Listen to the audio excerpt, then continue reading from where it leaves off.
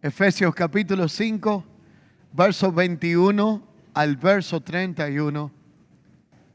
Y dice la Escritura de la siguiente manera: someteos unos a otros en el temor de Dios. Las casadas estén sujetas a sus propios maridos como al Señor, porque el marido es cabeza de la mujer, así como Cristo lo es de la iglesia, la cual es su cuerpo y Él es su Salvador. Así que como la iglesia está sujeta a Cristo, así también las casadas lo estén a sus maridos en todo. Pero a los maridos dice: maridos, amad a vuestras mujeres, así como Cristo amó a la iglesia, se entregó a sí mismo por ella, para santificarla, habiéndola purificado en el lavamiento del agua por la palabra, y con un fin en mente, y era presentársela a sí mismo como una iglesia gloriosa, que no tuviese mancha, ni arruga, ni cosa semejante, sino que fuese santa y sin mancha. Así también los maridos, vuelve y reitera, deben de amar a sus mujeres como a sus mismos cuerpos. Porque el que ama a su mujer, a sí mismo se ama. Porque nadie aborreció jamás a su propia carne, sino que la sustenta, la cuida, como también Cristo cuidó a su iglesia. La razón es que somos miembros de su cuerpo, de su carne, de sus huesos. Por esto dejará el hombre a su padre y a su madre, y se unirá a su mujer, y los dos serán una sola carne. Someteos unos a otros en el temor del Señor. La semana pasada comenzamos a hablar acerca del diseño de Dios llamado familia. Y hoy entramos en una segunda etapa de esta enseñanza. La primera fue con el enfoque en Génesis capítulo 1, verso 26, cuando Dios crea al hombre a su imagen y semejanza. Pero hoy el enfoque de las Escrituras o el texto base se encuentra en Efesios capítulo 5, verso 21 al 31. Y la realidad que nos comunica este texto traza de una forma magistral la intención de Dios a través del entendimiento dado al apóstol Pablo. Y este diseño de Dios llamado familia, Pablo lo presenta desde una óptica en donde dice que asimismo como el marido es cabeza de la mujer, lo es Cristo, cabeza de la iglesia. Hace un paralelismo, hace una comparación. Y qué interesante comparación la existente entre Génesis y esta declaración de la epístola a los Efesios. Porque asimismo como cuando Dios crea a Adán, le extrae de su costado a quien fuese su ayuda idónea y compañía, entiéndase Eva. De la misma forma, en un momento determinado, Efesios, entre otros pasajes, ratifican cómo el Señor en un momento determinado a Cristo le otorga de su costado. Dice que cuando estando en la cruz, Él estaba allí, un soldado traspasó con una lanza su costado, y de allí sale agua y sangre, y esa sangre también ratifica lo que tiene que ver con el precio de nuestra redención, para que hoy nosotros seamos la iglesia de Jesucristo. Así que el primer Adán de su costilla se extrajo quien iba a ser su complemento y su ayuda idónea. El postrer Adán, Cristo, de su costado sale sangre para ratificar también la redención de su iglesia. Y allí la Escritura habla de que así como el hombre y la mujer dejarán de ser dos para convertirse en una sola carne, Cristo y su iglesia, nosotros que hemos sido adquiridos a precio de sangre, formamos un vínculo indivisible. Ese vínculo indivisible nos hace participantes de todo lo que Él es. Nos hace herederos de todo lo que Él tiene. Ese vínculo dice que la intención de Cristo no solamente es que Él se entregó por su iglesia, sino que la cuida, la sustenta, la protege, la lava con el agua de su palabra a fin de presentársela una vez más a sí mismo como una iglesia santa, sin mancha, sin arruga y sin nada de qué avergonzarse.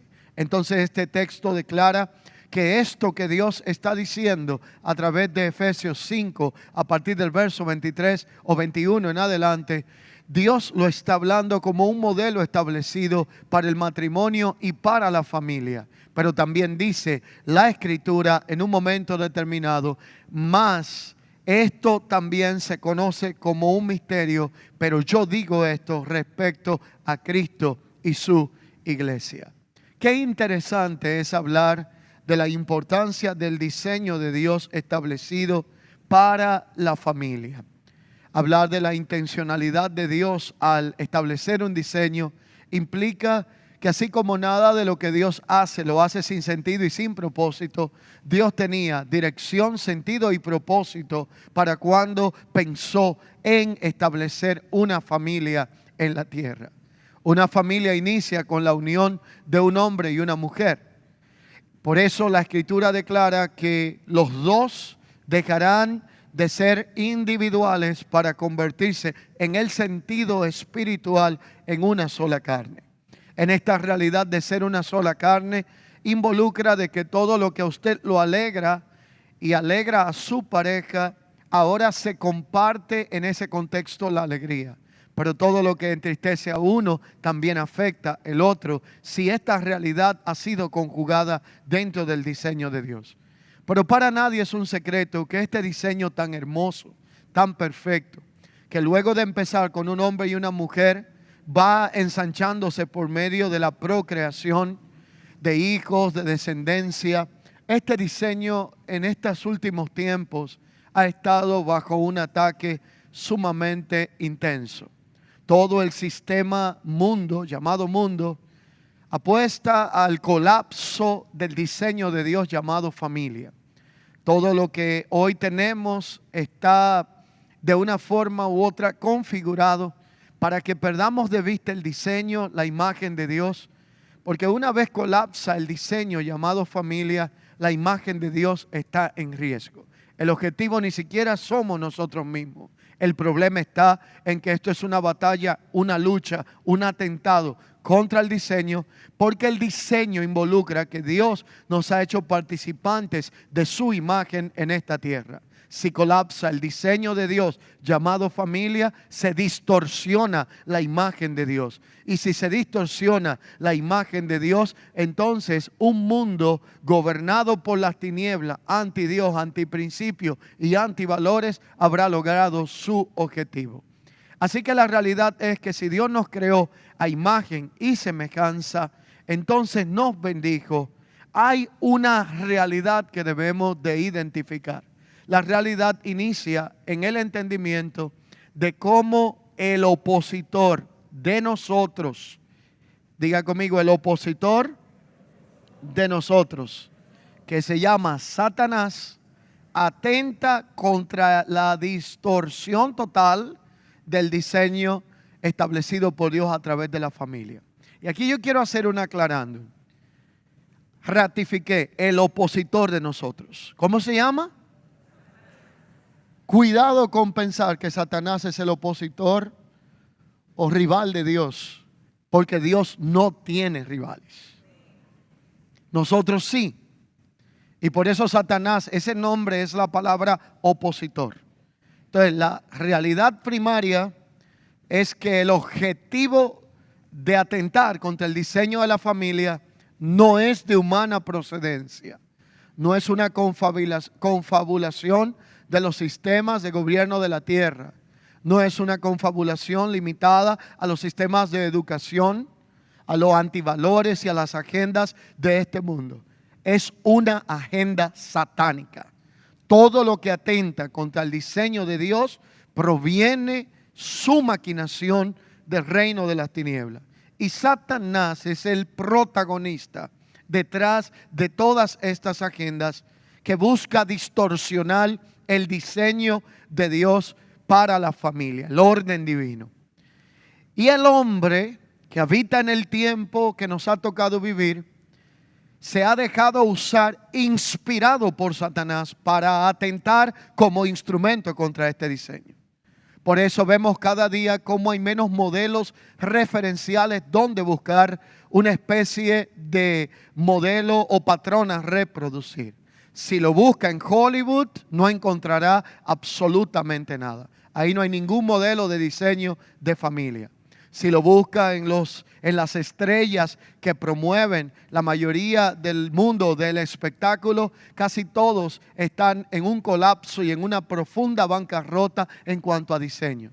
Si lo busca en Netflix, en las series populares, encontrará que todas están cargadas inconscientemente de infidelidad, de adulterio, de fornicaciones, de homosexualidad, de lesbianismo, todo lo que usted entienda que es un misil para colocarlo en la mentalidad de un hijo de Dios y atentar y distorsionar el pensamiento y el diseño de Dios, aparece en esos puntos donde no hay absolutamente nada que buscar en términos referenciales. Usted y yo necesitamos volver al diseño establecido en la palabra de Dios. Y para volver al diseño establecido en la palabra de Dios, necesitamos considerar el modelo de Cristo, la entrega de Cristo por su iglesia, lo que Dios dijo desde el inicio por medio de su palabra. Allí es donde encontramos que el hombre, inspirado por las tinieblas y por Satanás, busca distorsionar este diseño y este orden divino. Allí es donde Romanos 1:24 dice que Dios les entregó a una mente que estaba corrompida para que se entregaran a todo tipo de perversión de las cuales estamos viendo en nuestros días. La homosexualidad, el lesbianismo, todo lo que tiene que ver con el aborto, cómo hoy en día se atenta contra la vida de una criatura que ya ha sido gestada. Todo lo que tiene que ver con la negación a tener hijos para vivir una vida egoísta e individual ha revelado que hoy en día cada vez más los matrimonios se resisten más a tener una descendencia. Y eso es un egoísmo garrafal, porque si los papás de ustedes hubieran hecho lo mismo o de nosotros, usted y yo no estuviéramos aquí. Pero fue muy bueno que nos trajeran a este mundo. Ahora cuesta traer a otro. Mire si esto está mal y vamos en un camino totalmente diferente. Usted le dice a cualquier joven matrimonio hoy día, ¿y cuándo van a tener hijos? Y ya yo hasta dejé de hacer esta pregunta, porque la pregunta genera un estado de tensión que usted se siente como si usted tocó la tecla de la explosión o el botón de alguna bomba o algo. Dice, yo, sí, usted, porque alguien lo tuvo a usted. Y el deber es tener a alguien, porque esta es la ley de la vida, el diseño divino. Yo sé que va a perder un poquito la figura, se le van a comprometer las finanzas, tendrá que sacrificar algunas comodidades, pero este es el diseño de Dios, no es otra cosa. Vivimos en una generación en donde el egoísmo ha llevado al hombre a atentar contra el diseño y no querer reproducirse de la forma correcta, que posterguemos lo que se llama la imagen de Dios en la tierra. Allí es donde las falsas enseñanzas en educación, los medios de comunicación y las redes se confabulan para colocar en la mentalidad de una generación que no es necesario tener una familia y que usted puede vivir bien y cómodo sin ese modelo y ese diseño llamado familia. Por eso cada vez son menos las madres o las damas que quieren ser madres. Por eso son cada vez menos los hombres que quieren compromiso. Piensan que con lo que mantienen una pueden sustentar tres, y eso no es diseño de Dios. Esto es distorsión garrafal. Si no puedes con una, mucho menos con tres. Todo esto es parte de un sistema humanista que confabula contra el diseño de Dios. Lo que dice Dios en su palabra debe de ser lo que impere en nuestro pensamiento. Una generación obsesionada y excesivamente enfocada en la envoltura y no en el contenido.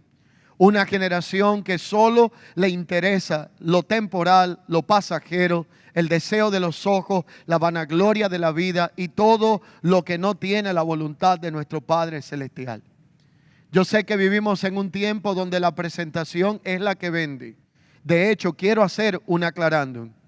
En nuestros días la mercadotecnia ha hecho que las tiendas se pongan a la vanguardia.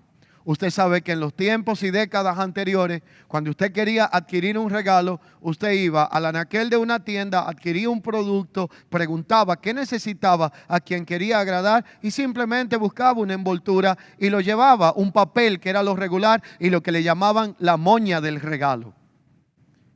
La realidad de la demanda y la comercialización, el consumismo ha hecho que las tiendas se pongan a la vanguardia. Hoy existen compañías que solo se dedican a hacer cajas elegantes para regalos. Existen tiendas que venden más por la caja que usan que por el regalo que venden. Y cuando llega la presentación de la envoltura y usted lleva la caja, el que usted quiere agradar no ha visto lo que está dentro y está feliz por la caja que usted llevó porque sabe que mínimo por sentido común lo que está dentro debe de costar más que la caja y la caja se ve que es cara. A veces uno se ve tentado a no romper la caja para ver lo que está dentro porque la caja está tan decorada. Le ponen tanto énfasis, tanto tiempo a los detalles. Le ponen figuras. Le toman tiempo en armar todo aquello. Porque vivimos en una generación que le interesa mucho la presentación, lo visual. Pero se olvida de que la mayor importancia está en el contenido. Por eso tenemos tantos cuerpos llenos de curvas y cerebros vacíos. Por eso tenemos tantas figuras musculosas, carentes de propósito en su existencia. Por eso hoy día las personas son tan fáciles de involucrarse en las redes sociales cuando nunca han intercambiado ni siquiera un saludo con alguien y allí descubren que encontraron el amor de su vida para llevarse la decepción más grande de su existencia. Nosotros tenemos una responsabilidad. Quienes hemos conocido del Señor, se nos ha encomendado el entendimiento espiritual, la madurez, la sabiduría. Algunos la hemos adquirido a través de la revelación de la palabra, de la vida de Dios, gestionando la vida del Espíritu. Otros por tropezones, otros por procesos vividos. Si vamos a hablar con cada uno de los que estamos aquí presentes, cada persona tiene una historia que contar. Ha vivido experiencias agradables de decepción, errores que han salido caros, facturas que han tenido que pagar en la vida. Y usted y yo tenemos dos opciones. O nos convertimos en personas irresponsables que después de haber vivido el proceso decimos el que venga que la arregle como pueda. O decidimos tomar una responsabilidad generacional y gestionar un legado. Y comenzar ahora que estamos a tiempo a hablar con aquellos que Dios nos ha otorgado en el contexto de familia. Si usted tiene hijos, esto es momento de comenzar a reforzar ese diseño. Si usted lo que tiene es nieto y ya crió hijos, déjeme decirle que el propósito por el que Dios le permite que los nietos le amen y usted lo disfrute, no es para que usted se convierta en un abuelo consentidor y apoyador que solamente sabe hacerle gracia cuando lo llevan. Es que probablemente Dios está permitiendo que usted le dé la formación que tal vez ni los papás le están dando. Cuando Pablo le habla a Timoteo, le dice en un momento determinado, la fe que está en ti es una fe no fingida. Lo que en ti se ha invertido espera una respuesta. La razón por la que Pablo le estaba diciendo esto a Timoteo era porque Timoteo tenía una situación. Pablo dijo, la fe en ti es no fingida porque tú tuviste una madre y una abuela responsable llamada Loida y Eunice. Ahora note un detalle interesante. Cuando vemos los escritos apostólicos de Pablo a su discípulo Timoteo, él le deja un legado, le da una advertencia y le explica una responsabilidad. Pero en un momento determinado Pablo no dice la fe que tú recibiste de tu padre. Porque Timoteo venía de un hogar donde tenía una madre y una abuela creyente, pero tenía un padre que no creía en Dios. Era un padre griego, gobernado por una mentalidad de la influencia, de la cultura, de la sabiduría griega helenista. No tenían un solo Dios, sino multiplicidad de dioses. No creían en el Dios verdadero. Yo me imagino los desafíos que Timoteo tuvo en su momento para poder confiar en el Señor, para poder cultivar una fe. Pero gloria a Dios porque hubo una madre y una abuela que hicieron un buen trabajo. Bendito sea el nombre de Dios por personas que no han decidido vivir los restos de sus días de manera egoísta. Gloria a Dios por creyentes que han entendido que la sabiduría que Dios nos ha permitido alcanzar no es para nosotros resignar a nuestra generación a repetir los mismos errores que usted y yo cometimos. Es para gestionar una generación. Es para convertirnos en personas que custodiemos la verdad de Dios ante nuestra generación para que ellos tengan mejores resultados que lo que usted y yo hemos tenido, mejor avance, le vaya mejor que nosotros y puedan ver el fruto de padres y madres que creyeron en un evangelio de poder, de transformación y que puede funcionar para trabajar en el orden de una generación. Este diseño comienza con la unión del hombre y una mujer. La voluntad de Dios para cada familia es que vivamos conforme al diseño de Dios. El hombre no solamente debe de amar a su esposa, pastorear su casa, cuidar de ella, de sus hijos, si es que usted está en el orden de un contexto matrimonial. De la misma manera, estamos en un momento donde debemos de hacernos una pregunta. La Biblia habla de un orden de autoridad, otorga al hombre una responsabilidad en la cual a esto le llama el ser cabeza de un hogar. No podemos confundir ser cabeza con ser un cabezón. No es lo mismo autoridad ejercida que autoritarismo desmedido. No es lo mismo cuando Dios me da el privilegio acompañado de una responsabilidad de cuidar, proteger y sustentar en todo el contexto, a cuando creo que tengo derecho de atropellar, herir y maltratar a otros porque soy la cabeza. Entonces, si usted es ese tipo de cabeza, voy a usar esta frase si me lo permite, usted es un cabezón. No ha entendido de qué se trata este asunto. El mayor grado de autoridad no se ejerce por imposición, sino en amor. Cuando usted habla, no tiene que romper los cristales de la casa para que se sepa quién lleva los pantalones. Los pantalones a veces los puede llevar cualquiera a una lavandería, al canasto de la ropa sucia. Pero la realidad es que la verdadera autoridad se ejerce cuando no tienes que amenazar, ni gritar, ni estrellar algo, ni darle 2 golpes a la mesa, ni ofender con palabras a nadie, sino cuando puedes hablar con amor, con humildad, pero tu palabra marca un precedente porque va acompañada de un modelo que se llama el testimonio. Colosenses capítulo 2, verso 8 nos da una gran advertencia. Dice, mirad que nadie os engañe. Por medio de filosofías huecas, sutilezas, que según las tradiciones de los hombres y conforme a los rudimentos de este mundo, pero no según Cristo. ¿Por qué Pablo dice, miren que nadie os engañe? Existe un orden divino establecido para el ejercicio del liderazgo en la familia. Comienza con el vínculo entre un hombre y una mujer. Allí es donde la Escritura dice en 1 Corintios 11, 3, 4, pero quiero que sepas que Cristo es la cabeza de todo varón.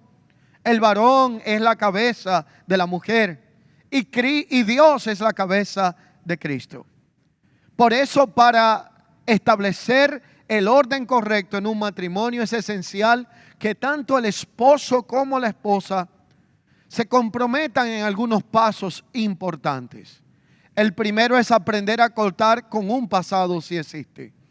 El segundo es formar una nueva etapa donde ahora la instrucción de Dios y no los modelos y las costumbres aprendidas con anterioridad sean las que gobiernen ahora por el diseño de nuestra vida. Y tercero, estar comprometidos el uno con el otro y con el Señor como el fundamento de toda familia y de toda unión.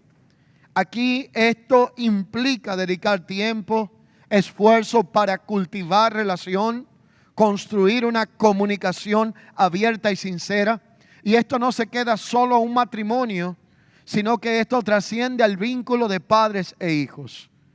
Esta realidad debe de llevarnos a una reflexión profunda. esa reflexión debe de ir guiada por principios gubernamentales que rigen una buena comunicación. El primero de ellos se llama la empatía. Cuando no hay empatía, usted es alguien que escucha al otro y mientras le escucha está pensando cómo descalificarlo, discriminarlo y acusarlo en vez de ayudarlo en lo que le está diciendo. Lo segundo que debe de existir es transparencia, integridad, para saber que lo que usted le está divulgando a su pareja o a sus hijos o viceversa, mañana no será necesario que solo falte publicarlo en el periódico para que todo el mundo lo sepa. Hay gente que no guarda un secreto y si usted le paga para que ellos lo guarden, ellos le devuelven lo que usted le pagó y algo extra porque no soportan la tentación sin decirlo. Esta realidad violenta vínculos de comunicación. Debe de existir bilateralidad. Debe de existir una actitud de entendimiento y una escucha un tanto madura para poder dejar que el otro exprese sus emociones. Es penoso que en algunos casos de suicidio encontramos que cuando consultan al cónyuge de una persona, a veces dice que ignoraba que estaba pasando por un estado de tristeza, de vacío existencial y de depresión. ¿Qué soledad puede vivir un ser humano que en su propia casa no encuentre a alguien a quien decirle cómo se siente? Pero ¿qué impide que esa realidad suceda? La violación a principios de diálogo y de comunicación. ¿Cuándo fue la última vez que le dijiste a la que duerme o al que duerme a tu lado o a los que duermen en la casa, que hoy viven en la mayoría de familias como inquilinos de un hotel, llegan, se saludan, se van y nadie habla en ningún momento? ¿Cuándo fue la primera vez o la última vez que te acuerdas que le dijiste esposo, esposa, padre, hijo, cómo te sientes, cómo estás, qué te pasa, cómo puedo ayudarte, hay algo que quieras hablar conmigo? No me responda porque sé que en la mayoría de los casos eso se está perdiendo. No tenemos tiempo. El tiempo de productividad capitalista que estamos viviendo nos dice que es más importante ganar 2 o 3 pesos que perder un hijo o un matrimonio. El tiempo de éxito que se está viviendo en la tierra hace que no tengamos espacio para ninguna de estas cosas. Pero sí para pasar el día viendo las redes sociales.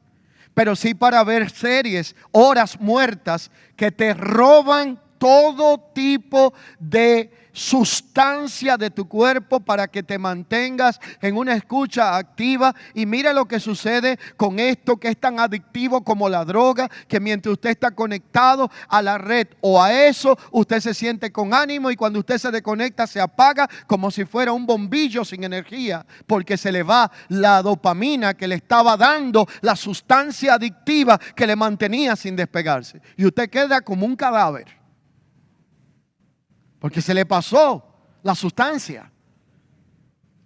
Pero no hay tiempo para cosas relevantes. Sin embargo, hay tiempo para trivialidades. Es que hay una especie de invasión hacia el diseño divino. Antes, para tener riesgos en el diseño divino, había que salir de la casa, andar en ciertos lugares y usted estaba en peligro. Ahora dentro de su propia casa te envían el emisario del diablo y cuando viene a ver y te está dando cuenta en qué estás enredado. Porque todo el diseño de las tinieblas apunta contra el diseño de Dios. La idea es distorsionar la imagen de Dios en nosotros. Efesios 5, 22 al adelante exhorta también a las esposas a que estén sujetas a sus propios maridos como al Señor. Y dice, porque el marido es cabeza de la mujer. Pero esta sujeción tiene un principio dentro del diseño de Dios establecido. Yo sé que esto que voy a decir ahora hará que muchos hombres se sonrían y el que tenga la capacidad de disimular por lo menos se va a reír por dentro. A todo hombre le gusta tener una mujer que respete sus decisiones. Algunos la están reteniendo, pero yo sé lo que eso significa. A todo hombre le gusta tener una mujer que no lo contradiga en público. Que cuando usted dice, vamos a hacer esto, por lo menos te dé la opinión, te trate la realidad que ve, pero no te haga una guerra por cualquier cosa de manera innecesaria. Pero la realidad es que eso de sumisión o sujeción no tiene que ver con un ejercicio de un autoritarismo desmedido. Por eso el texto bíblico es responsable en cuanto a diseño. Y el texto bíblico dice literalmente que el hombre es cabeza de la mujer, pero que Cristo es cabeza del hombre. Entonces al hombre le gusta ser cabeza de alguien para tomar decisiones, para que tengan que seguir mis pasos, para ser quien tiene la última palabra, pero no se da cuenta que si no se sujeta a Cristo, puede llevar esa familia al despeñadero, puede llevar ese matrimonio al fracaso. Así que la garantía de que nuestras decisiones estén correctamente guiadas no depende de nuestra propia sabiduría como hombres y seres humanos, por capacitado que usted sea. Depende de cuánto el Señor guía nuestra vida. Depende de cuánto nosotros conocemos su voluntad y conocemos la voz de Dios. Así que cuando no entendemos la diferencia entre autoridad y autoritarismo, entramos en la violación de principios e incurrimos en el maltrato. A mí me duele profundamente. Y le duele a todo el que tiene hijos, específicamente hijas, cuando mira un feminicidio. Un padre cría a alguien, lo entrega a una persona. Y lo que menos se espera en la vida es que haya un maltrato a quien usted crió y llevó hacia una etapa para entregársela a otro confiando de que la va a tratar bien. Lo mismo puede suceder en el contexto inverso. Así que cuando hablamos de exceder la autoridad o distorsionar el diseño y distorsionar el concepto de autoridad, podemos identificar varios tipos de maltratos que pueden existir en el contexto de una familia. No solo matrimonio, sino familia, padres e hijos también. El primero se llama el maltrato físico. Usted sabe que el maltrato físico tiene a veces ciertas consecuencias visibles, donde una persona que ha sido golpeada se le nota algún tipo de marca, de herida, de evidencia de que fue maltratado. Este maltrato es uno de los comunes que pueden delatar a un agresor. Pero hay un segundo tipo de maltrato que no se ve por fuera, pero que genera un impacto tan destructivo o quizás hasta peor que el golpe de afuera, y tiene que ver el maltrato verbal. Las palabras hirientes, descalificantes, no sirves para nada, no sabes hacer esto, no tienes aquello. Y probablemente lo que sucedió es que cuando usted contrajo esa unión, usted se enfocó en la caja del regalo y no en el contenido. Ahora la culpa no es que el contenido esté vacío, sino que usted tuvo un exceso de visual y no buscó lo que tenía que buscar dentro de esa realidad. Así que entonces el tercer tipo de maltrato es el emocional. Es aquel que viene con la manipulación, con el chantaje, con la transacción, con tú me das, yo te doy, y a veces si me das, después no te doy. Y todas estas cosas se manejan dentro del orden de una unión, de una familia, padre, hijos, matrimonios. Generan ofensas, daños, generan afección. A veces llevan al borde de la destrucción.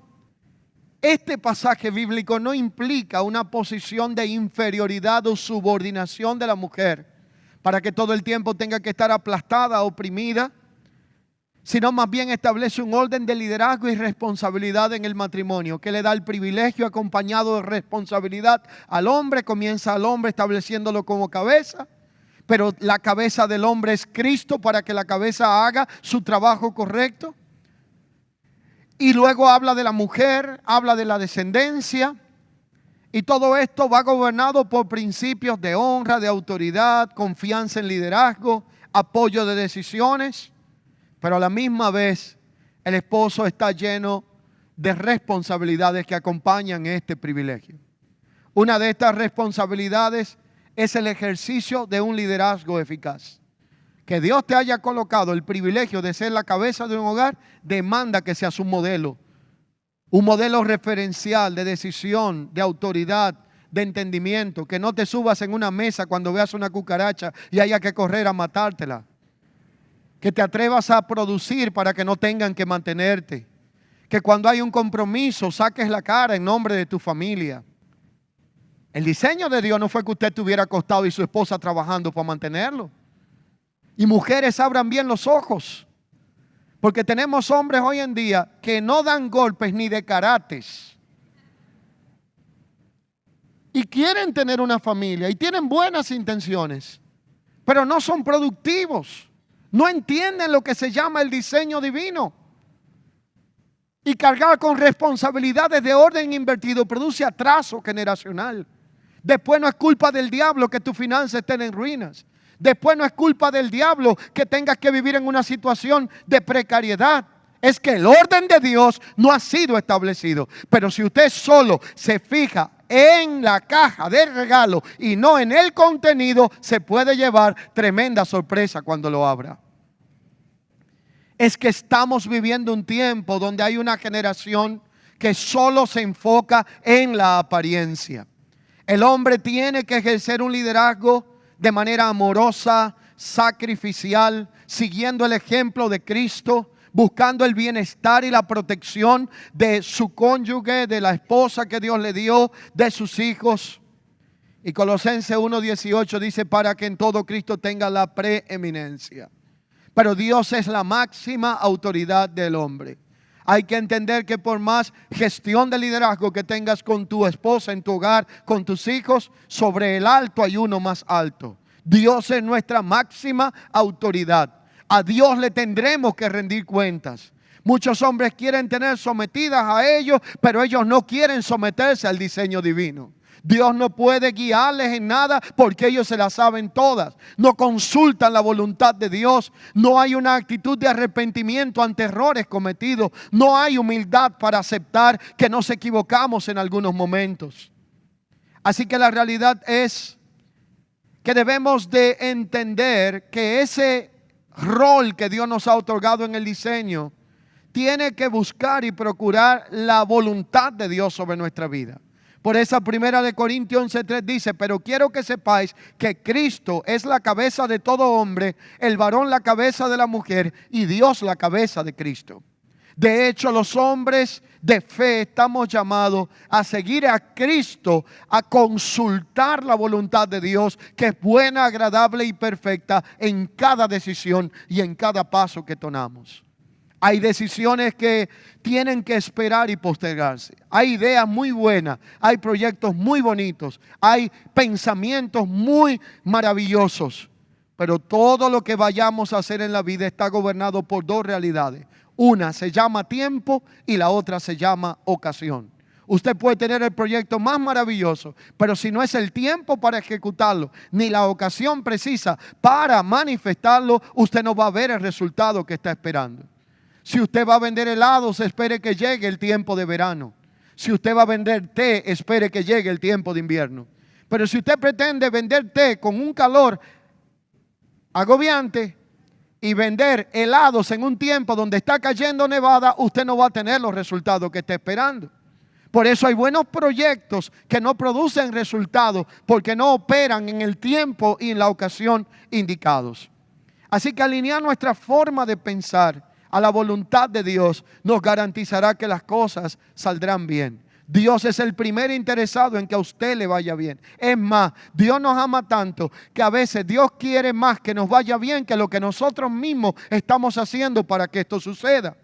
Y Jeremías capítulo 9, verso 23 al 24 dice un texto que me interesaría que usted lo apunte, lo tenga por allí y que lo consulte porque creo que es un texto sumamente importante para bien de nuestra vida.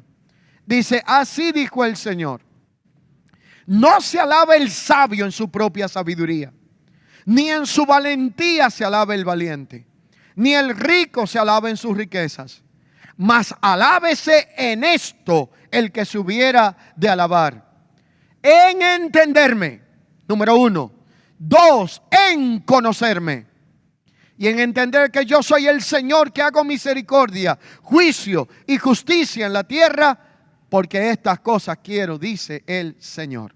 Que no se alabe el sabio en su propia sabiduría, sino en entenderme, en conocerme y en saber quién es el Señor. ¿Qué quiero yo enfatizar con esto? Santiago en la epístola que lleva su nombre hace un aclarándum cuando habla del concepto de la sabiduría. Clasifica la sabiduría en varios aspectos. Coloca en un lado la sabiduría terrenal, diabólica y animal. Es aquella sabiduría que tienen algunas personas para engañar, para delinquir. Yo no sé cuántos de ustedes le ha pasado la desafortunada experiencia de recibir una llamada fraudulenta y esas personas que tienen esa sabiduría se hacen pasar por alguien que no son, te dan una información que te convence, te venden algo que tú no necesitas hasta que te extraen cualquier identidad y te engañan. Ese tipo de sabiduría es una sabiduría diabólica y terrenal para delinquir y para hacer el mal al otro. Santiago clasifica la sabiduría del mal. Hay otra que es una sabiduría humana, humanista, que es la que está gobernando la mayoría de pensamientos de redes sociales. Si te buscan, búscalo. Si te aman, ámalo. Si aquella cosa, hazlo. No te quedes donde no sé qué cosa. Todo eso disparate que estamos viendo publicados por creyentes y hasta por ministros, pero sin fundamento en la Biblia. Cuando usted va a 1 Corintios 13 dice que el amor todo lo sufre, lo cree, lo espera y lo soporta. Y yo creo que Dios tiene más razón que los filósofos de este tiempo. Si usted se lleva de todo lo que dice las redes, le destruyen el matrimonio, le destruyen la familia, lo hacen enemigo de sus hijos. Y cuando usted tiene el problema, las redes siguen igualitas porque ellos no tienen nada que ver con usted. La sabiduría de Dios, que es lo que dice Jeremías, es mayor que la sabiduría de los hombres. Alabes el hombre, no en su propia sabiduría. Regocíjese y gócese cuando usted depende de la sabiduría de Dios. ¿Y por qué? Porque hay tres cualidades que cuando Santiago clasifica la sabiduría, habla de la sabiduría humana, terrenal, diabólica, la humanista. Habla de la sabiduría divina. Habla de la sabiduría que procura el mal del prójimo y la sabiduría que busca el bien, aquella que es pura, buena, sin malicia, que no tiene maldad y separa una de otras. Pero hay algo que produce la sabiduría de Dios. Pero yo quisiera que usted tome en cuenta estas tres palabras que le voy a otorgar en esta hora. La primera es la palabra Sofía, con H o Sofía. Esa palabra griega es una palabra muy enriquecedora porque es la palabra que describe la sabiduría, que tiene múltiples expresiones dentro de la inteligencia. Está la inteligencia emocional, las inteligencias múltiples, la inteligencia cognitiva, pero de esa sabiduría hay una fuente que se nutre en muchos tipos de inteligencia. Es la Sofía. Pero la segunda expresión de la sabiduría de Dios, o que nace de la sabiduría de Dios, se llama la palabra pronesis. Y la palabra pronesis tiene que ver con lo que se llama prudencia. Entonces, donde hay sabiduría de parte de Dios, habrá múltiples inteligencias, pero habrá que acompañando esa inteligencia, prudencia. Y la tercera expresión que produce esta sabiduría de Dios se llama sunesis. Y donde hay la sabiduría de Dios, habrá sunesis. Y sunesis implica la habilidad de probar, de distinguir, de evaluar y de producir un juicio justo. Sunesis implica discernimiento. Sunesis implica que veo un escenario y no empiezo a hacer conjeturas hasta que no soy objetivo en lo que tengo enfrente. No juzgo por la vista de mis ojos, sino que tengo objetividad cuando analizo algo y cuando emito una opinión. Hay gente que tiene un problema entre el corazón y el cerebro, como que un cable se le extravió y dice las cosas y después la piensa. Esto es carencia de sunesis. Usted primero deduce, analiza, depura lo que está viendo o cree y luego entonces lo expresa para que se evite problemas en la vida. Sofía, vamos, ayúdeme. Sofía, pronesis y sunesis. Sabiduría, prudencia y capacidad de evaluar y discernir lo que tengo delante de mí. Saber si es bueno o malo, conveniente o no, es algo que necesitamos para poder operar de la forma correcta. Así que el sabio no se alabe en su propia sabiduría, ni en su valentía, ni en su riqueza. Alábese en entenderme y conocerme, dice el Señor. Dígale al que está a su lado, la mayor riqueza es entender y conocer la voluntad de Dios. Pero dentro del diseño divino hay algo que no debemos de dejar de mencionar. Dentro del diseño divino está el mandato de Génesis 1:26. Cuando Dios nos creó, no solo nos creó para amar a nuestra esposa, para amar a nuestros hijos o nuestros hijos a padres y el esposo a la esposa, la esposa al esposo y tener todos estos vínculos de lo que estamos hablando en el diseño, sino que Dios dijo en Génesis 1:26 y los bendijo. Ahora note un detalle. Si usted estudia Efesios 1, la Biblia dice que Dios nos había bendecido desde antes de la fundación del mundo. Entonces esta bendición que declara acá cuando Dios crea al hombre expresa la coherencia entre lo que Pablo explica en el texto y esta realidad. La palabra bendecir aquí significa eulogio o elogio, lo que conocemos. En pocas palabras, Dios, antes de que usted y yo hiciéramos algo en este mundo y tuviéramos algún trabajo, alguna profesión, Dios ya había dicho un elogio de lo que Él había creado. Por eso no somos cualquier cosa. Por eso no somos el producto de un accidente, ni un niño abandonado, ni una niña rechazada que creció con marcas en su vida. Somos alguien a quien Dios le puso su mirada y dijo un elogio desde antes de la creación del mundo. Y Génesis 1, desde su verso 26 en adelante, declara y dice que Dios crea al hombre y nos bendijo Dios dentro de su diseño. ¿Y sabe lo que Dios dijo bien de nosotros? Fructifíquense y multiplíquense, llenen la tierra, ejerzan autoridad. Y para que esto pase le doy todas planta que da semilla. Le doy acceso a todos los animales que hay para comer, para que ustedes puedan vivir y fructificar en la tierra. Así que parte del diseño de Dios, dígale a alguien que está a su lado, yo fui diseñado para ser productivo. Todos nosotros tenemos dentro la genética y el diseño de la productividad. Dios no nos diseñó para ser consumistas. Dios no nos diseñó para ser improductivos, infuncionales. Dios nos diseñó para ser productivos y nos bendijo para que esto se convirtiera en una realidad. Pero la productividad en el contexto humanista es fruto de un golpe de suerte. Por eso hay muchas personas que no entienden lo que es ser productivo. Están esperando que la suerte lo visite. Y entienden que usted es productivo si la suerte le toca, si la oportunidad se le presenta, si tiene éxito en la vida, que es el concepto que este mundo vende. Y lo ven como un golpe de suerte ocasional, eventual. Pero la productividad al estilo Dios va acompañada en el diseño de un proceso orgánico. Así que usted y yo no somos productivos porque nos cae un regalo del cielo o porque nos tropezamos con algo en el camino. Usted y yo somos productivos cuando entendemos el diseño y en intencionalidad hacemos la parte que nos toca a aquella que ya Dios declaró que haría a nuestro favor. Y esta productividad produce resultados. La productividad en el reino de Dios no es probabilidad eventual, sino una realidad que emana del diseño divino para el que fuimos creados. En el reino de Dios, ser productivo no es opcional. Por eso la Biblia nos manda a que nos multipliquemos, a que fructifiquemos.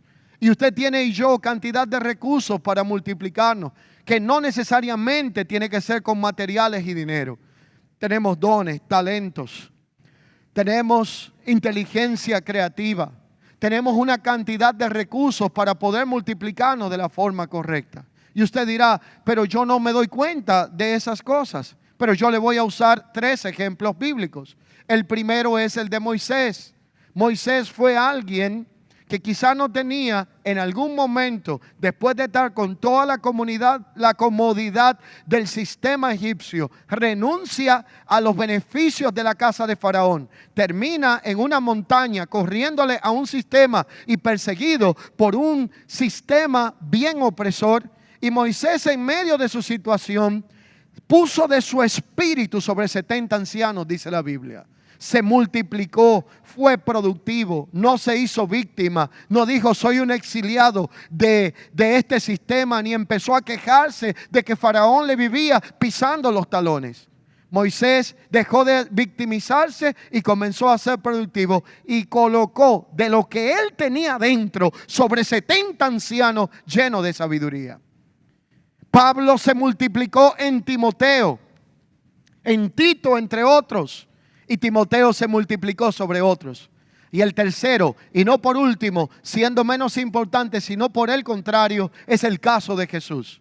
Él se dedicó a 12 hombres. De 12 seleccionó a 3. Era un círculo más íntimo. De 3 había uno que recostaba su cabeza en su pecho, llamado el discípulo amado. Luego identificó a 70 y los comisionó y lo envió. Y hoy somos millones alrededor del mundo porque alguien fue productivo con su vida y dio de lo que tenía dentro sin necesidad de girarle un cheque a nadie. La mayor riqueza que usted le puede dar a otro no es la que se gasta. La mayor herencia que podemos dejar a nuestros hijos no es aquella que los lleva a pelear por el resto de su vida en un tribunal legalmente hablando. La mayor riqueza está en la formación del carácter. La mayor riqueza está en el entendimiento de lo que llevamos por dentro, pero que no se va a ir con nosotros a la tumba, sino que lo vamos a reproducir de la forma correcta. Padre y madre que me estás escuchando, abuelo que estás al alcance de esta palabra, te voy a decir hoy que tus hijos y tus nietos no se van a conformar solo con comida, detalles y regalos caros. Necesitan de tu sabiduría. Necesitan que nos sentemos con ellos y le hablemos de nuestros errores, experiencias, gestión de entendimiento y madurez adquirido. Si tú te ganas el mundo, si eres líder de célula, predicador, pastor, lo que sea, cantante, y tú te ganas a todas las almas, pero pierdes a tu propia familia por no sentarte un momento con tus hijos, con tu esposa, a hablar de esta salvación y de esta herencia espiritual y eterna que hemos recibido, no has hecho absolutamente nada. Yo me niego a creer que nuestros hijos no van a seguir el legado que hemos comenzado. Me niego a creer que no vamos a ser custodia de esta palabra que Dios nos ha confiado. Y aquí hay personas que dirán, pero ya yo crié mis hijos, pero ahí están los nietos. ¿Cuántas veces te lo prestan? Y lo único que haces es engendrar malcriadeza con consentimientos porque eres el abuelo y no entendiste que Dios te lo puso en el camino para que la fe no fingida que hay en ti, como lo hubo en Loida y en Eunice, y cambió la vida de Timoteo, y por Timoteo una generación también forme la mentalidad de ese hijo y de esa hija y de ese nieto y descendencia. No es que yo he escuchado a los que dicen que si hubieran sabido que tener nietos era tan bueno, en vez de tener hijos tienen nietos, porque se aman mucho. Yo no he tenido la experiencia, nosotros no la hemos tenido. Pues si usted lo ama tanto, ayúdelo, guíelo, instrúyelo. Y cómo yo puedo gestionar esta realidad en mi generación, enseñándoles cómo usar el tiempo, hablándole de cómo se manejan finanzas, no importa la edad que tenga. Si le doy algo, explicándole cómo se gasta, cómo se consume, enseñándole a vivir organizadamente, enseñándole principios que van de lo básico, desde cómo una persona debe de comportarse, hablando temas que otros se lo van a hablar distorsionadamente y usted no se lo quiere hablar en la casa porque los encuentra crudos, pesados, difíciles, porque estos son implícitos, temas muy explícitos para hablárselo a un niño y me da vergüenza. Bueno, pues el maestro se lo va a hablar distorsionadamente y le va a decir algo que no es el diseño de Dios, sino el diseño del diablo. Gane tiempo y hágalo primero.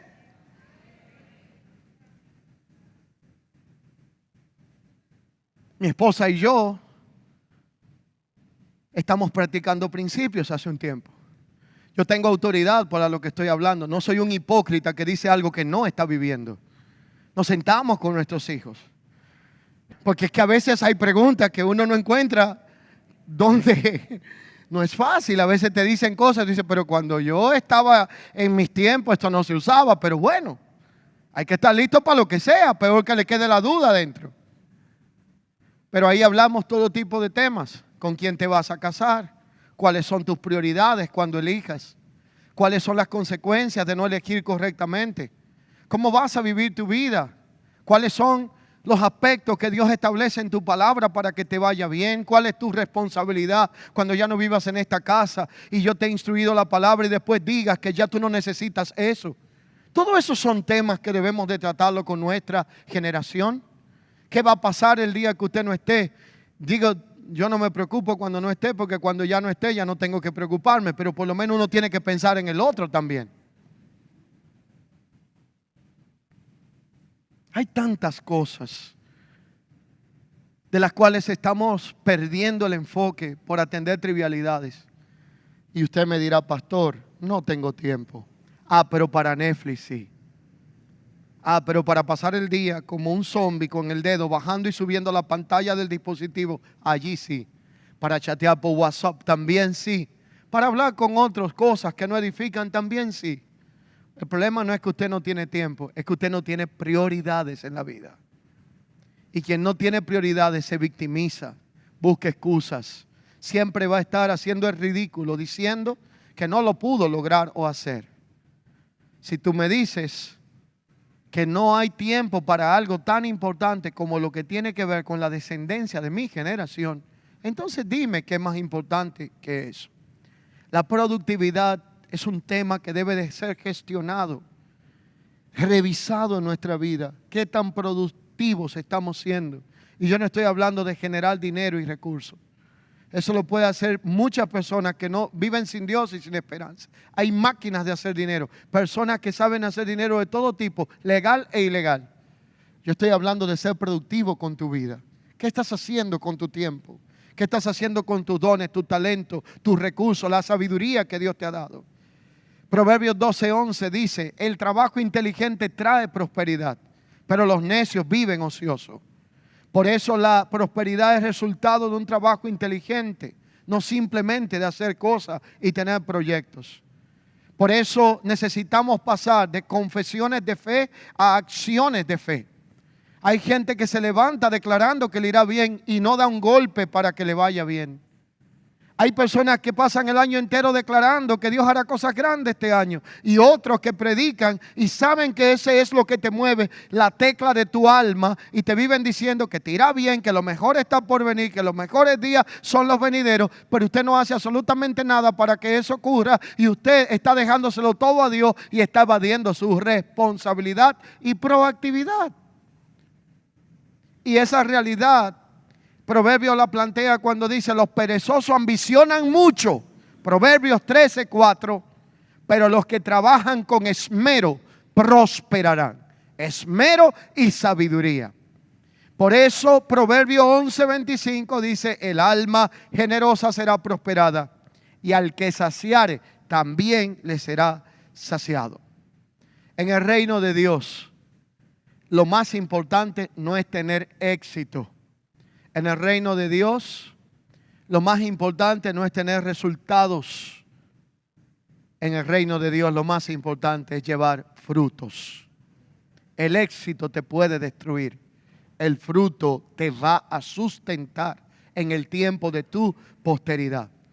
Si usted quiere saber dónde está la base de esto, Juan 15:16, no me elegisteis vosotros a mí, sino que yo, dice Jesús, los elegí a vosotros y os he puesto para que vayáis y llevéis fruto y que vuestro fruto permanezca. Los resultados los puede lograr cualquier persona que no tiene a Dios usando 3 características: capacidad, habilidades y estrategia. Pero el fruto solo lo puede producir alguien de forma orgánica y por sobre todo quien porta la naturaleza de Dios. Si usted no tiene a Dios, usted puede ser y decir que usted es exitoso donde quiera que vaya y le pregunten cómo lo lograste. Si usted tiene a Dios, déjese de estar hablando de que usted es exitoso y dígale, te corrijo, soy fructífero. La diferencia entre el éxito y el fruto es que el éxito se puede conseguir en cualquier momento de manera efervescente, pero así mismo se va. Pero el fruto conlleva un proceso orgánico. Y hoy día vivimos una generación que le gusta lo rápido, aunque se destruya a la media hora. Por eso tenemos tantos productos cancerígenos en los anaqueles de los supermercados. Frutos que duraban 7 y 6 meses para producirse, te lo producen en 3 semanas. Animales que para comerlo en el tiempo de antes usted tenía que esperar meses, ahora en 2 semanas están más grandes que si tuviera 6 meses. Y así mismo tenemos la generación muy grande, pero no da para mucho. Porque vivimos en un momento donde el hombre ha preferido sustituir lo orgánico por todo lo que es efervescente, manipulado genéticamente, porque el éxito secuestró el fruto. Pero cuando vemos esta realidad, entendemos que Dios no me pide ser exitoso ni famoso. Así que si usted no es famoso, no se está perdiendo nada. Dios lo que nos pide a nosotros es que seamos productivos. El fruto en el reino debe de ser permanente y progresivo. Y la productividad no es hacer muchas cosas ni tener más cantidad, sino tener mejores resultados y calidad en lo que estamos haciendo. Por eso yo puedo tener mi mano en 70 proyectos y no ser fructífero en ninguno. Porque ese movimiento no implica que yo tenga avance. Estar en una cosa que sea productiva va a traer un resultado que será tangible y vamos a poder ver el fruto de ello. Así que hay productividad enfocada en el ámbito personal. Hay una productividad que para muchos es la productividad empresarial. Hay productividad en el ámbito nacional. Y fíjense que se ha comprobado que los países con más alta tasa de productividad tienen relativamente bajos índices de desempleo. Mientras más desempleada está la gente, menos productiva es la ciudad y la nación. Mientras más ocupada está la gente, más productivo es el sistema, la ciudad y la nación. Y allí hay menos inflación, pobreza, porque los países productivos gozan de mayor calidad de vida, de ingresos y de estabilidad. La pregunta que yo quiero hoy que usted se haga conmigo de manera didáctica es que usted repite esta palabra y diga: ¿qué tan productivo estoy siendo con todo lo que Dios me dio?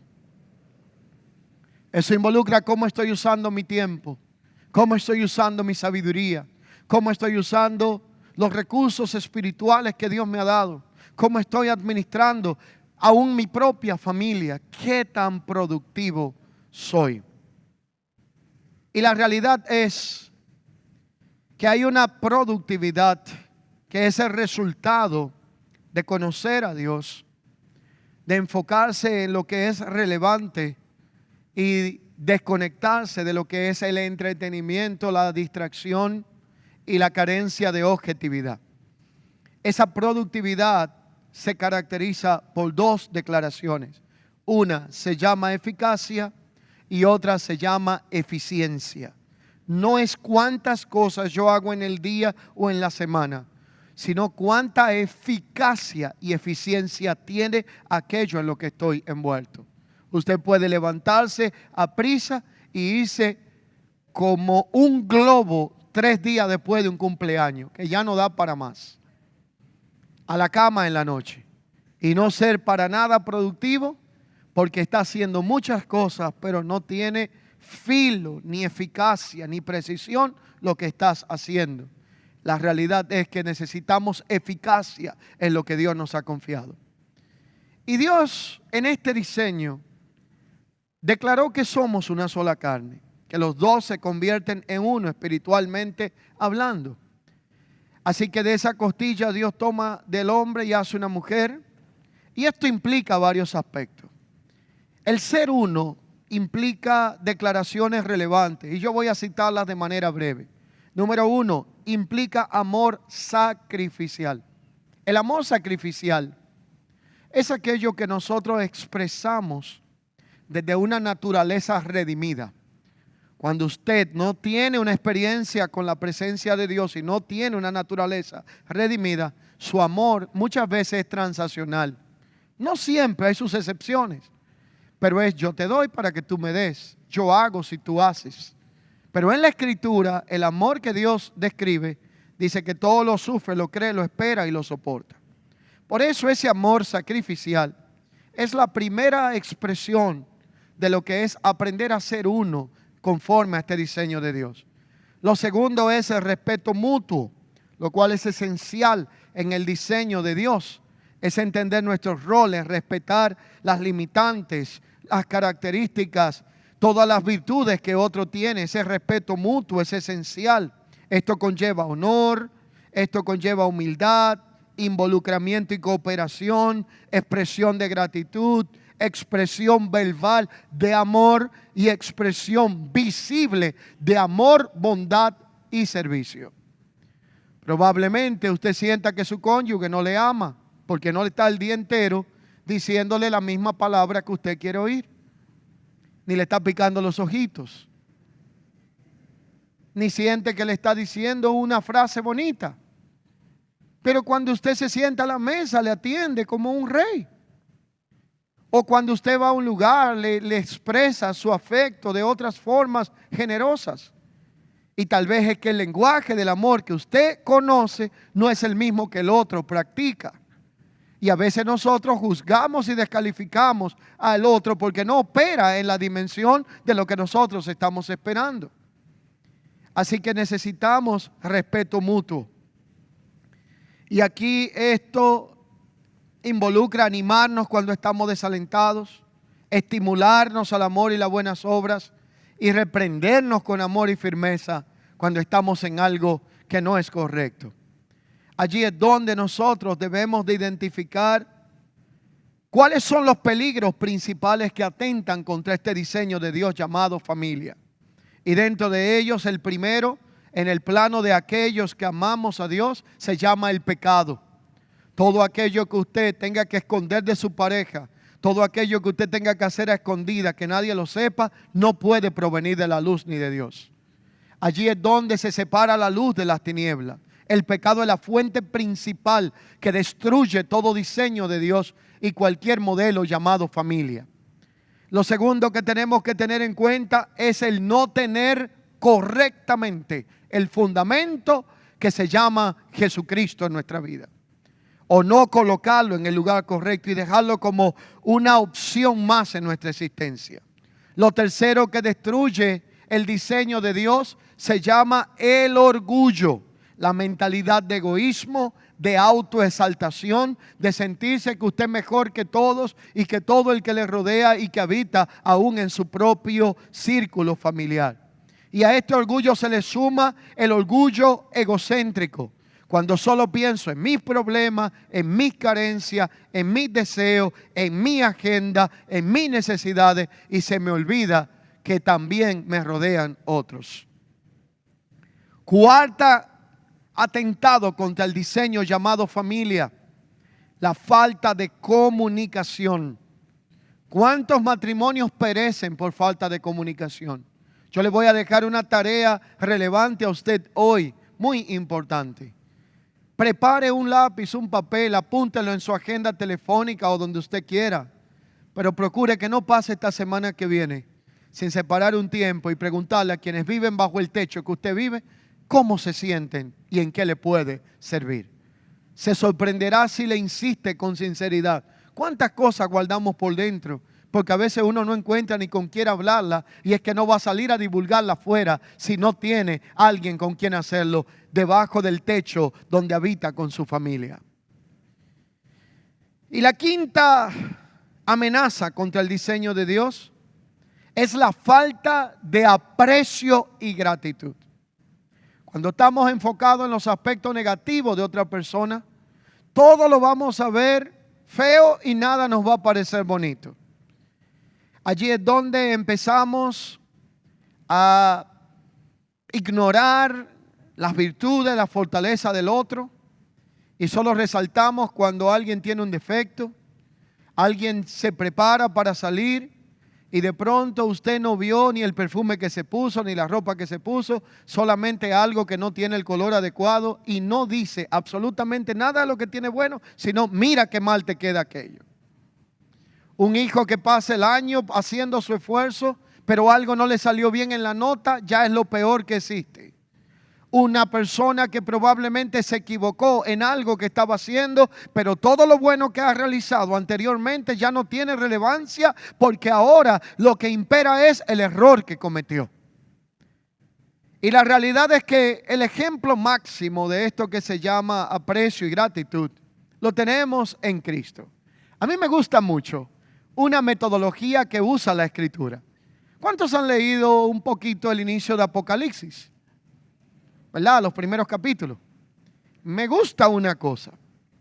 Ahí hay unos mensajes a las 7 iglesias demoledores. El Señor le dice que son unos carnales, que han dejado su primer amor, que son unos activistas religiosos porque nada más viven en acciones y acciones, pero no han vuelto a sus primeras obras, que es amar a Dios. Óigame, hasta le dice hipócritas allí.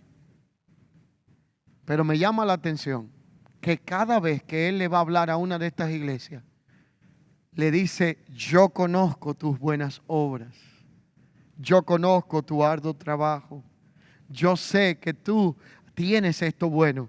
Y después saca la navaja y el bisturí y lo hace operar con una cirugía. Wow, me gusta esa metodología. Imagínate que nosotros tomemos Apocalipsis, los primeros capítulos, y usemos esa metodología para hablar con nuestros hijos. Mi hijo, siéntate aquí. Tú si eres un niño bueno, si eres bueno, porque no vamos a mentir. Tú si eres una niña buena. Tú si haces esto bien. Tú si haces aquello bien. Bisturí. Pero tengo contra ti. Ahora hablemos del esposo y la esposa. Mi amor, tú sí eres buen proveedor. Tú sí eres buen padre. Tú sí te portas bien en muchas cosas. Valoro esto, aquello y el otro. Pero tú sabías que hay unas plantas que le llaman rosas, que producen algo que se llama rosa, que tienen espinas y hojas. Y de momento algunos la cortan, la venden, los hombres la compran, sorprenden a su esposa y a eso le llama regalar flores. Tengo contra ti. No es lo mismo que usted se pare allí en la puerta de la casa y lo espere cuando viene sudado del trabajo a decirle: mira, falta de tacto o cualquier cosa que usted quiera decir. Usted se lo puso bonito. Usted se casó con un hombre que no vino de otro planeta, sino que de carne y hueso, no es Superman. Y es verdad que usted tiene todas las expectativas del mundo de que ese hombre no le va a crecer el vientre, no se le van a caer los cabellos, no aparecerá la kriptonita que le quita la fuerza. Pero la realidad a blanco y negro es que es un humano igualito que usted. Y usted se casó con una mujer que no viene del planeta de la Mujer Maravilla. Usted se casó con una dama que ronca en las noches, que también entra en etapas de la vida donde la guitarra va cambiando de forma. Y hay un momento que hay que negociar la forma de la guitarra por la hermosa familia que usted tiene hoy, que para habérsela otorgado, algo tuvo que padecer. Y todo eso va desmontando expectativas que nos hacemos, falsas. Y no es malo hacerse expectativas, pero cuando usted pone la vara tan alta, el que está a su lado cree que lo que usted esperaba era un robot y no un humano. Miren, este mundo va tan mal. Yo les comentaba que la apuesta de la inteligencia artificial es acabar con el ser humano. Porque el ser humano está sustituyendo el diseño. Porque estamos dejando a un lado todo lo que implica este proceso orgánico. ¿Cuesta una familia? Claro que sí. Dinero, tiempo, sacrificio, amor sacrificial, comprensión, humillación, de todo lo que usted quiera. A veces uno tiene la razón y tiene que echarla por otro lado porque es mejor tener paz que tener la razón. Es un secreto poderoso.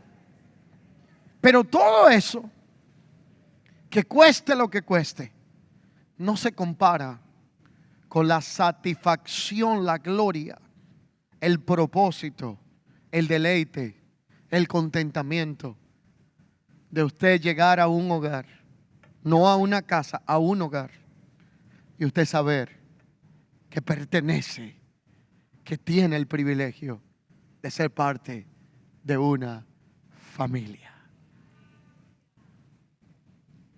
Qué glorioso es cuando usted abraza a sus hijos. Qué glorioso es cuando usted disfruta un tiempo de calidad con su familia y con su matrimonio, esposo, esposa.